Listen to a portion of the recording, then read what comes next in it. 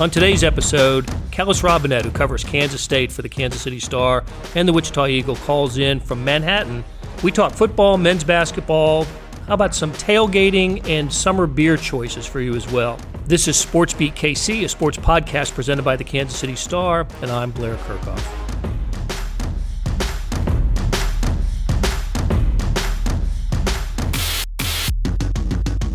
Before we talk to Kellis, let's hear from Kansas State coach Chris Klieman.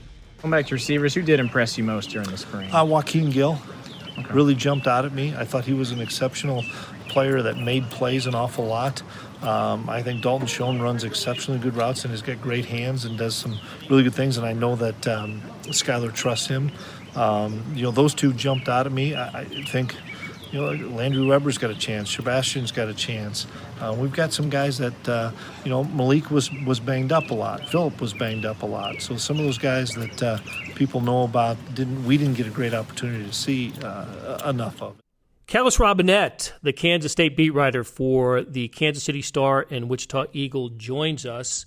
Kellis, this is the time of year that coaches and athletic officials tour the state for meet and greets and autographs and all sorts of things. And before I ask you about that, I'm just going to read the list of where Kansas State coaches have been since May 20th. I'm going to try to do this quickly because it's long. Here we go. Dodge City, Garden City, Liberal, and Scott City on the same day. Colby, Hayes, Lawrence, Wichita, Ark City, Independence on the same day. Another doubleheader. Seneca and Kansas City, Beloit and Belleville on the same day. Emporia, Salina, Topeka, Marysville, not to be confused with Maryville in Missouri, Hutchinson, Great Bend, and then it wraps up on June 28th with a doubleheader, Manhattan and Wellington. Kellis, you went to a couple of those events. Just first of all, tell us what the Catbackers Tour is about. Yeah, it's basically, you summed it up pretty good there. It's just an extra chance for Kansas State fans across the state to get to know coaches and administrators and athletes on a more personal level. Older folks can drink a glass of wine or have a beer with them, when younger folks can drink soda and listen to them talk about the achievements from the last year and look ahead to the upcoming season. So it's always a good time. And yeah, I've been out to Kansas City and Wichita, and I'd like to get to even more places, but my schedule doesn't really allow anything else this summer. So we'll be good with the visits we've already made, I guess. All right, so we'll make sure you get to Beloit next year. Hey, so does like Chris Klieman and Bruce Weber, do they attend all of these, or do they pick select ones? Not everyone. Chris Klieman has been going to more than usual this year just because he's new and he's trying to get out in front of people. I asked him if he was starting to get worn out from it a little bit last week, and he said yes. The doubleheaders, like you mentioned, the ones where you have to be in, Emporia and Wellington in the same day, he said that was getting a little exhausting. And then typically the head football coach and the head basketball coach will rotate. They'll just, they'll split it up. One will go here, one will go there, so it doesn't get too rough for them. But they've at every major stop, I'm pretty sure the new football coach has been there, and they've had at least somebody from the basketball team there too, talking with people. Well, this happens. A lot of schools do this. I don't know of any school that has a schedule as extensive as Kansas State. So a salute to the Wildcats. Yeah, they've got their very own bus, and they wrap it in Kansas State letters, and there was even one year where they put a whole bunch of pictures of athletes and coaches on it and stuff. So it's unmistakable. If you see it driving down the road, it's headed toward the next Catbacker event. Very, very good. Okay, so let's dive in on some of the things that you learned on a couple of the visits. Let's start with football, and I think it was at the Overland Park stop with Chris Klieman. I think that was a day where there was another football recruit announced, or you found out about another commitment, an in-state kid, and so the topic kind of turned to the importance of the in-state kids. I mean, that's an old topic. Every coach will tell you that, but it's especially meaningful for Chris Klieman now, just because he's the new coach, right? And he really needs to emphasize the recruiting in the state of Kansas, something that Bill Snyder mastered in his 3 decades as the Wildcats coach. What did Chris say about recruiting in state? Yeah, it's something he wants to do a better job of. It seems like he's really supremely motivated to recruit Kansas City. He already has Nate Matlack there wrapped up. He's from the Olathe area, and he just got another commitment from Taylor Warner from Gardner right outside Kansas City. It seems like every day they offer somebody new from the Kansas City area. Some of his best players at North Dakota State came from there. So I think he's taking a lot of pride in continuing that and building on the connections he has in Kansas City. And he wants that to be, if not the number one recruiting ground for him, one of the most important ones. But overall, just the state of Kansas is important because, you mentioned Bill Snyder did a good job of it at times during his career. You look back, he had Terrence Newman and Darren Sproles and Jordy Nelson and some of the greatest Kansas players to ever come through the state played at Kansas State. Really not the case the last couple of years. He's done a good job getting players from Kansas to play here, but a lot of them were walk-ons who turned into really good players. It seemed like for the last 10 years or so, the best, at least highest-rated recruits in the state were leaving. For a stretch there, the only way they were getting the best guys like Chris Harper and Arthur Brown were through transfers. So he would really like to change that a little bit, and if there is a guy who, an SEC school or Nebraska or whoever else is targeting, he would very much like to get back to the point where staying home is a more attractive option for these kids than leaving the state. And right now is a good time to be proactive in in-state recruiting. Like you said, every coach is going to say it. Nobody's going to come in and say, you know what, we don't really care at all about in-state recruiting. We'll just let other people come in and pilfer our players. But there is an uptick in recruiting in Kansas right now. There's more talent, I feel, than usual on hand in the state. So if you're gonna start trying to get more Sunflower State players, now is definitely the time to do it. The other thing I think about when we address this topic, Kellis, is at the time when Bill Snyder wasn't there, the 3 years that he was not at Kansas State, when Mark Mangino had it up and running at Kansas, and Kansas was doing a really good job of getting in-state kids at that time. Jake Sharp, the running back, and Meyer, the wide receiver, and it was Kansas that was getting some of the top in-state kids at the time. And look, Bill Snyder, one of his first emphasis as the Wildcats coach was to be better than Kansas, and he was almost every year he was there. And that starts with making sure that the top players in the state of Kansas, including both sides of the metro area, the state line in Kansas City, end up being K-State Wildcats. So I think that also is a component to this, that staying ahead of Kansas and beating the Jayhawks on the recruiting trail in the state is going to be an emphasis for Kleiman. Yeah, for sure, and it's kind of the wild west right now for people in the state, because you got Kleiman coming in new and Les Miles coming in new. They're both trying to one up the other, so there's a little bit more attention from both of those guys across the state. They're all trying to make a good impression on players and coaches, and you want to make the best first impression possible. I imagine one of the topics that Kleiman is getting on his stops is what's going to become of the wide receiver position, with the Isaiah Zubert announcement that he's transferring, and rising the suspension for the talented freshman who's in. We still don't know what his eligibility status is going to be. So what's the status of wide receiver right now, Kellis? What if the season were to open today? Would the Wildcats be in trouble at that position? What do they got going there? I don't know if trouble would be the right word for it. I would say, though, that things have gotten much more cloudy than they were a month ago. Coming out of spring ball, everybody was just raving about the receiver position, mainly because Hunter Rison looked really good. People said he might be the best offensive weapon on the team coming out of spring practice. And then Isaiah Zuber, even though he didn't play, he was recovering from hip surgery, put up the best numbers of anybody last season. So the thought was you pair those two guys together as your outside receivers and bring along some other guys for depth who we know about, and the position looks not only good at the top but pretty deep and best overall position on the roster potentially. Now you take those two guys away, and now you're looking at Dalton Schoen maybe being the number one receiver, even though he's been a solid guy and a very good team leader. he's not exactly the type of player you look at and say, boy, I really love that he's the best receiver on this Big 12 football team. Good possession guy, though, right? I mean, good possession receiver for sure. Yeah, good possession guy, knows how to get open. He doesn't drop passes. He's had big moments for K-State for sure. I'm not trying to make it out like he's not any good or anything. He is good, but he's definitely not Tyler Lockett or the typical, game mold breaker. of a number one receiver. Some other guys might have that potential. Joaquin Gill is somebody that they like during spring practices. He's kind of the opposite of Dalton Schoen, maybe a little bit shakier with his hands. Doesn't always get open, but when he does, he gets open and he gets open deep for big plays. So he could be a playmaker. Malik Knowles is a redshirt freshman who we saw playing 4 games last season, and honestly, from what I saw him last year, I was curious why they didn't just go ahead and play him all year. I thought he was one of their best receivers last year. So those 3 guys, and then you could throw in Phillip Brooks, Landry Weber, and some incoming freshmen. I think they're going to try to get all of them out there and see who does the best job.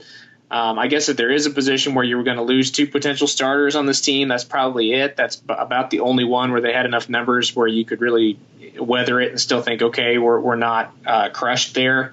But yeah, the high end talent there is taking a little bit of a dip. Could that be a position group where we see some freshmen involved? You quoted Kleiman from one of the Catbacker stops saying that, look, we get we're going to play freshmen. If they're ready to go, we're going to play them. And I'm not saying that's a departure from the previous regime, but it just seemed like there may be more of an emphasis on it now, with maybe out of necessity, but it could be a philosophical thing as well. Yeah, I definitely think you're going to see at least one freshman receiver out there. I think you're going to see a lot of freshmen all over the place.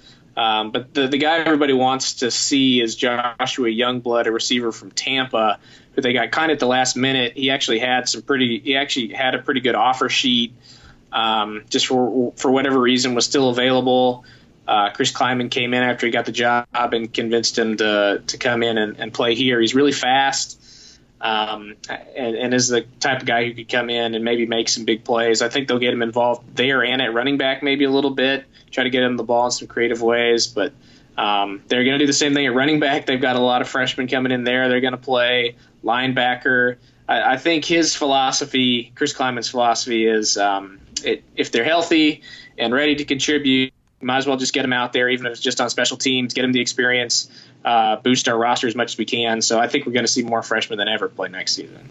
Okay, and as we transition into basketball, I'm curious about some new names there. We're all, we got the word of Xavier Sneed pulling his name out of off the draft list and rejoining the Wildcats for next season, along with Cartier Jada and some other veterans. I like the foundation for Kansas State basketball next year, but I'm also intrigued by some new names. And DeJuan Gordon, am I pronouncing that? Is that how he pronounces it? I think it's a hard J. DeJuan Gordon. Thank you. So he appears to me maybe to be the cream of the crop when it comes to the incoming talent here. I see him as a possible starter. I do too. I think I agree with you. I know this is kind of a bold thing to say, not having seen him play live or anything like that, but just based on the year he had and the recruiting attention he got, I think he could end up being, or at least has the potential to be, one of the very best players Bruce Weber has signed at Kansas State. He was so good in Chicago last season that the Chicago Sun-Times named him City Player of the Year, which is quite an honor in that area. And honestly, he's the kind of player Bruce Weber would have loved to get at Illinois when they were doing really good there. So for him to get a player like that here at Kansas State, who had a really good senior year, and he's now a 4-star recruit in the top 100 for Rivals in their latest recruiting rankings. He looks like a guy who can come in and help in a lot of ways. Good on defense, good on offense. His surge as a high school senior really reminds me of Marcus Foster when he came in as a freshman, and Kansas State coaches were quietly very optimistic about what he could do, but maybe people on the outside didn't really realize how good he was. Hopefully he has a little bit better head on his shoulders and can handle some success earlier. But I think he has the kind of potential to be that kind of impact player right away.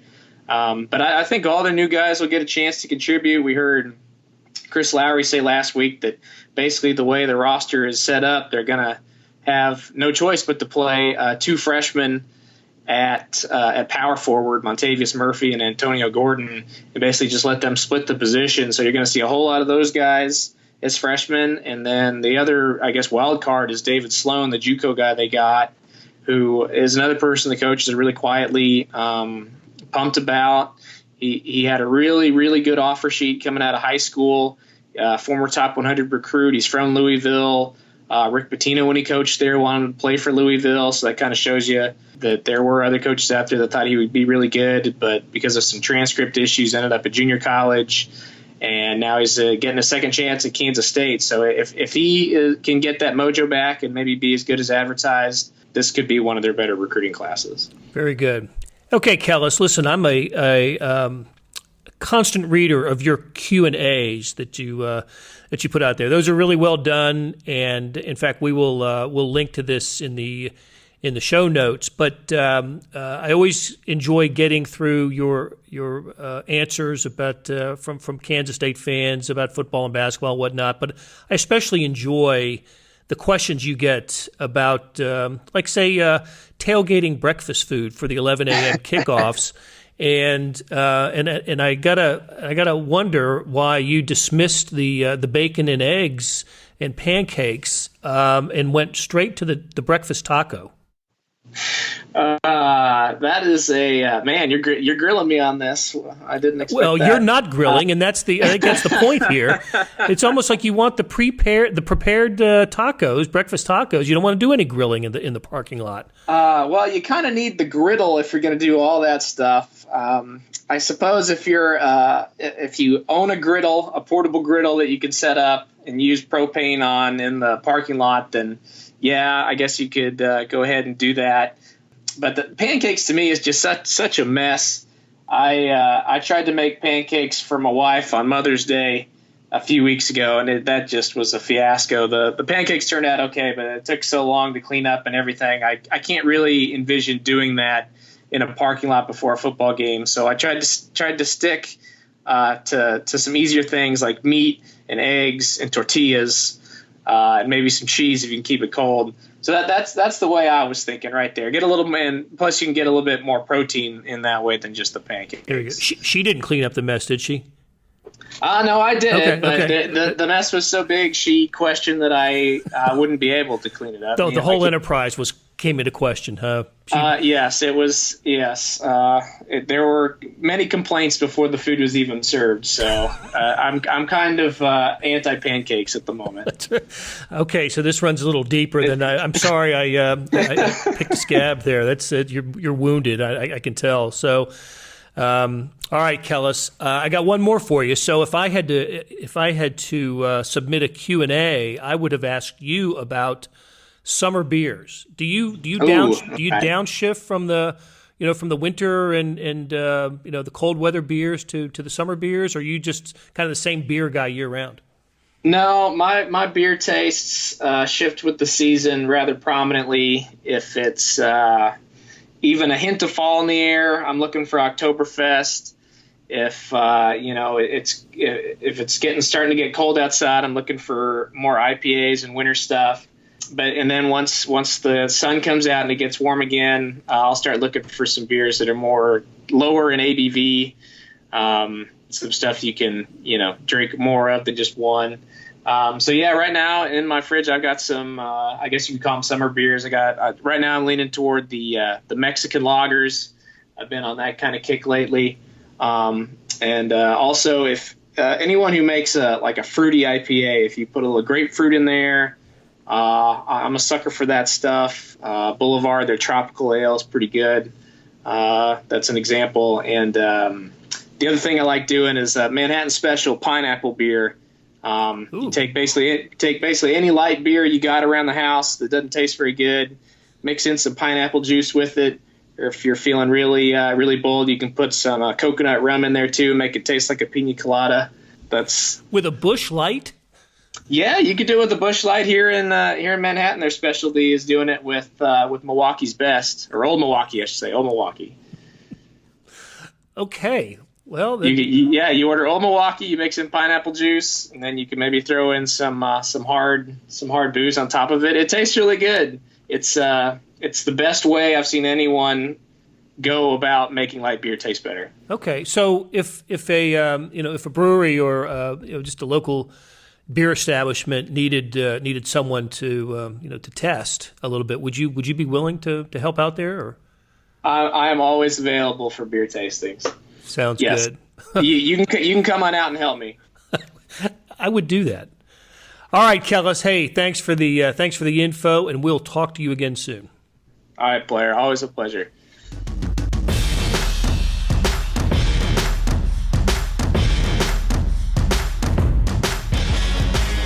Links to the stories we discussed can be found in the show notes and on kansascity.com and kansas.com. Thanks to Kathy Liu and Leah Becerra for producing this episode. This has been Sports Beat KC, the sports podcast presented by the Kansas City Star, and we'll be back soon to talk Kansas City sports.